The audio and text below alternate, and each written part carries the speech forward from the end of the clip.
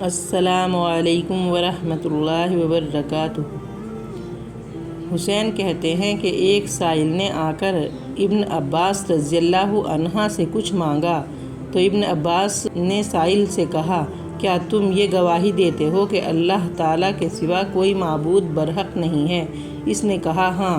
آپ نے کہا، کیا تم یہ گواہی دیتے ہو کہ محمد صلی اللہ علیہ وسلم اللہ کے رسول ہیں؟ اس نے کہا، ہاں۔ آپ نے کہا، کیا تم رمضان کے روزے رکھتے ہو؟ اس نے کہا، ہاں۔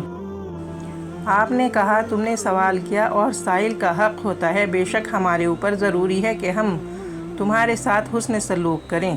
چنانچہ انہوں نے اسے ایک کپڑا دیا اور کہا، میں نے رسول اللہ صلی اللہ علیہ وسلم کو یہ فرماتے ہوئے سنا ہے، جو کوئی مسلمان کسی مسلمان بھائی کو کوئی کپڑا پہناتا ہے تو وہ اللہ کے امان میں اس وقت تک رہتا ہے جب تک اس کپڑے کا ایک ٹکڑا بھی اس پر باقی رہتا ہے۔